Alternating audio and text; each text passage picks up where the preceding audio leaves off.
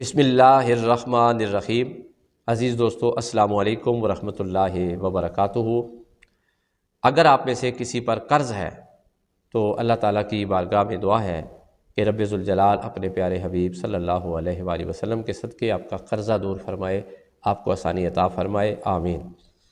آج سوال یہ پوچھا گیا کہ کیا قرض لے کر قربانی کرنا جائز ہے یا ناجائز ہے؟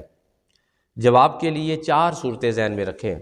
اچھا، پہلی صورت یہ ہے کہ قربانی کی جائے، لازمی، فرض ہے اور واجب ہے، چاہے آپ کو قرض ہی کیوں نہ اٹھانا پڑے۔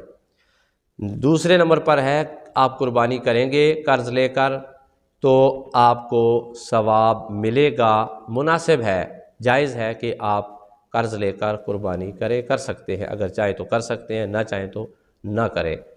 تیسری صورت یہ ہے کہ اگر آپ قربانی کریں گے تو آپ کو ثواب ہوگا، لیکن مناسب یہ ہے کہ آپ قرض لے کر قربانی نہ کریں، ٹھیک ہے۔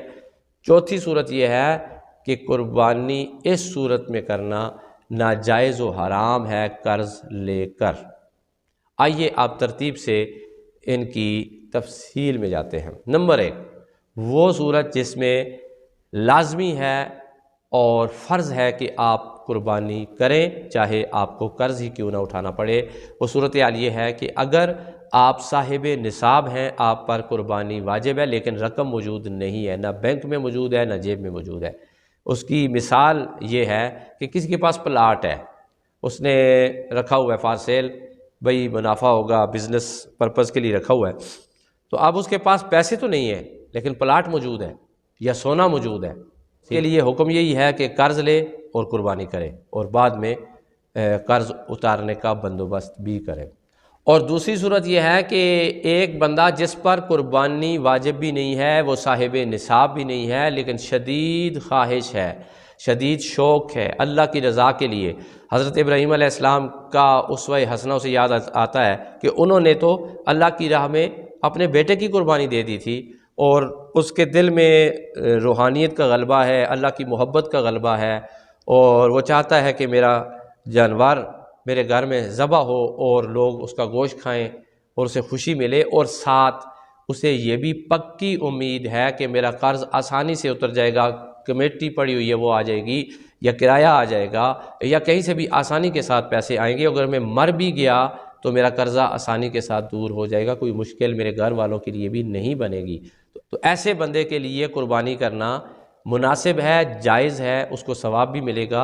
اور تیسری صورت یہ ہے کہ ایک بندہ ہے، اس کے دل میں بھی شدید خواہش ہے اللہ تعالیٰ کی رضا، نبی پاک صلی اللہ علیہ وسلم کی سنت، اسوہ ابراہیمی علیہ السلام کے مطابق وہ ان کی محبت میں، غلبہ روحانیت میں قربانی کرنا چاہتا ہے، لیکن صاحب نصاب بھی نہیں ہے، حالات بھی نہیں ہے، جیب میں رقم بھی نہیں ہے، ادھار لے کے وہ قربانی کرنا چاہتا ہے، تو اس سے پکی امید بھی نہیں ہے کہ میرا قرض دور کیسے ہوگا، میں مر گیا تو پھر کیسے دور ہوگا، اور اگر میں زندہ رہا تو میرے گھر میں بجٹ پر بوجھ بنے بغیر کیسے قرض دور ہوگا، پکی امید بھی نہ ہو، بعد میں مشکلات، پریشانیاں اسے گھیریں، اس طرح کا کوئی خطرہ موجود ہو، تو پھر اس کے لیے مناسب ہے وہ قربانی نہ کرے۔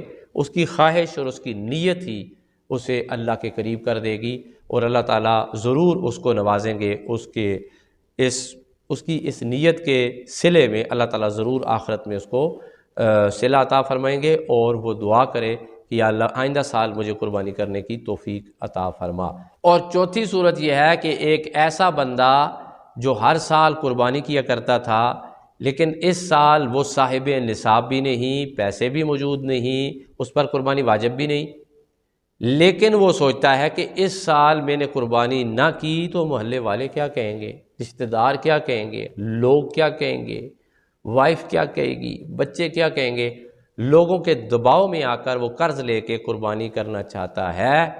اس کا مطلب یہ ہے کہ وہ اللہ کی رضا کے لیے نہیں، وہ لوگوں کی رضا کے لیے قربانی کرنا چاہتا ہے، اور نیت اس کی خراب ہے۔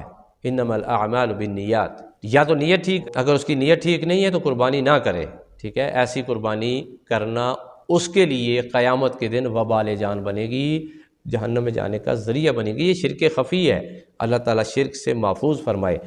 ایک نئے لیسن کے ساتھ، نئی کلاس کے ساتھ، نئے مسئلے کے ساتھ، نئے سوال و جواب کے ساتھ آپ کی خدمت میں دوبارہ حاضر ہوں گے۔ سید دلاور حسین شاہ کاظمی کو دیجیے اجازت۔ السلام علیکم ورحمۃ اللہ وبرکاتہ۔